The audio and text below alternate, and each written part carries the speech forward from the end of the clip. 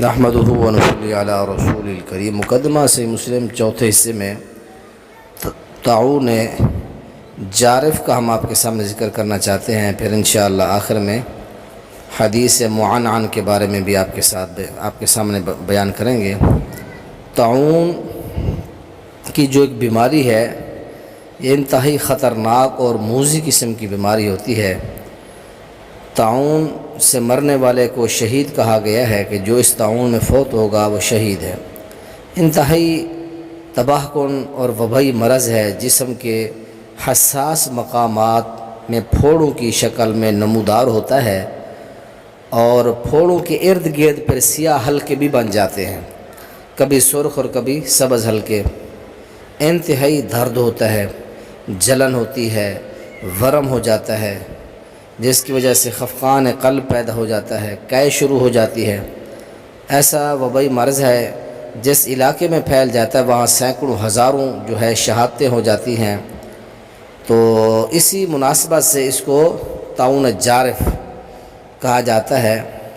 جرف یہ ناصر ینصر سے کٹنے، گرنے، کاٹنے، ختم ہونے اور پھینکنے، جھاڑو پھیرنے کے معنی کے اندر جو ہے یہ آتا ہے۔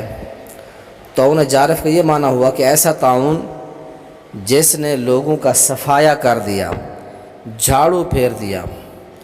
تو اب یہ دیکھنا ہے کہ طاعون جارف کا مصداق کیا ہے جس میں لوگوں کا صفایا ہو گیا تھا۔ تو علامہ نووی رحمۃ اللہ علیہ نے 5 قسم کے طاعون ذکر کیے ہیں، وہ آپ کے سامنے ہم ذکر کرتے ہیں۔ سب سے پہلا ہے طاعون شارویہ۔ یہ طاعون نبی علیہ السلام کے زمانہ مبارک میں 6 ہجری میں فارس کے شہر مدائن میں واقع ہوا تھا۔ نمبر 2 طاعون امواس، یہ 18 ہجری میں ملک شام کے علاقہ امواس میں واقع ہوا۔ امواس ایک بستی کا نام ہے جو رملہ اور بیت المقدس کے درمیان واقع ہے۔ اسی مناسبت سے اس طاعون کو طاعون امواس کہتے ہیں۔ اس بستی سے شروع ہوا، پھر یہ عام ہوا۔ اس طاعون میں تقریباً 25,000 آدمی جو ہے وہ شہید ہوئے۔ حضرت ابو عبیدہ بن جراح، حضرت معاذ بن جبل، دونوں صحابی رضی اللہ عنہما اسی طاعون کے اندر وہ شہید ہوئے۔ اور تیسرا ہے طاعون جارف۔ حضرت عبداللہ بن زبیر کے رضی اللہ تعالیٰ عنہ کے عہد خلافت میں 67 ہجری کے اندر یہ واقع ہوا تھا۔ انتہائی خطرناک تباہ کن طاعون تھا۔ علامہ نووی رحمۃ اللہ علیہ لکھتے ہیں 3 دن تک اس کی کیفیت ایسی تھی کہ روزانہ 70,000 آدمی مر جاتے تھے۔ گویا صرف 3 دن میں 2,10,000 آدمی جو ہیں لقمہ اجل بنے۔ حضرت انس رضی اللہ تعالیٰ عنہ کے جو ہے 73 یا 83 لڑکے فوت ہو گئے تھے۔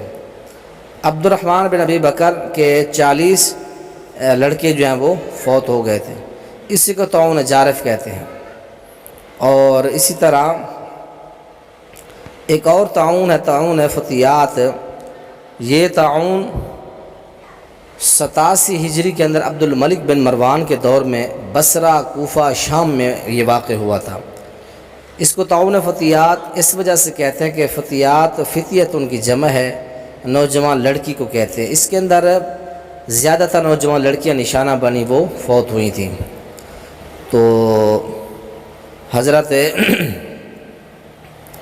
اس کے بعد ایک 5واں طاعون ہے، طاعون مسلم بن قتیبہ۔ یہ طاعون رجب 131 ہجری میں واقع ہوا۔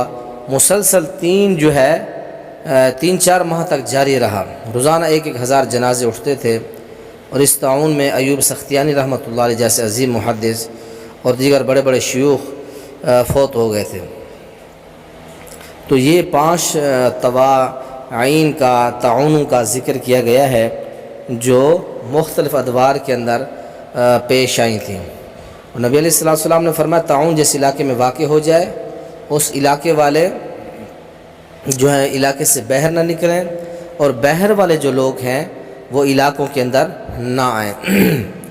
تو اس حوالے سے جو طاعون جارف ہے، اس کے اندر ایک راوی ہے داؤد الاعمی، تو اس کا ایک پس منظر یہاں بیان کیا گیا ہے کہ فقال كذب ما سمع منهم انما كان ذلك سائلا يتكفف الناس زمن طاعون الجارف۔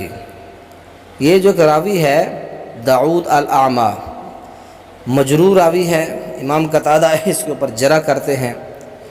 تو یہ جو راوی ہے یہ طاعون جارف کے اندر لوگوں سے بھیک مانگتا تھا۔ یہ کوفی اور نہایت ضعیف متروک الحدیث راوی ہے اور جامع ترمذی اور ابن ماجہ کا راوی ہے۔ اس کا نام نفیع بن الحارث ہے۔ تو یہ لوگوں سے بھیک مانگا کرتا تھا۔ اس کے ضعیف ہونے پر علماء کا اتفاق ہے۔ عامر بن علی نے اس کو متروک قرار دیا، یحییٰ بن معین اور امام ابو زرع رحمہما نے اس کو لیس بشیء کہہ دیا، اور اس طرح ابو حاتم رحمۃ اللہ علیہ نے فرمایا کہ منکر الحدیث ابو داؤد الاعمی جو کوفی راوی ہے یہ منکر الحدیث اور سخت ضعیف راوی ہے۔ یہ طاعون جارف کے موقع پر لوگوں سے بھیک مانگا کرتا تھا۔ تو یہ طاعون کی جو اقسام ہیں وہ بھی آپ کے سامنے بیان کر دیں، اور جو داؤد الاعمی راوی ہے اس کے بارے میں یہ بھی بیان کر دیا۔ اللہ تعالیٰ عمل کرنے کی توفیق نصیب فرمائے۔ اگلے حصے کے اندر انشاءاللہ حدیث سے معنعن کہ متصل ہے منقطع ہے، اس کے بارے میں امام مسلم کا کیا موقف ہے، امام بخاری کا کیا موقف ہے رحمہما کا، اور امام مسلم رحمہ اللہ کی حدیث قبول کرنے میں کیا شرائط ہیں، امام بخاری کی کیا شرائط ہیں۔ تو یہ ساری بحث آپ کے سامنے 5ویں حصے کے اندر بیان کریں گے۔ السلام علیکم ورحمۃ اللہ وبرکاتہ۔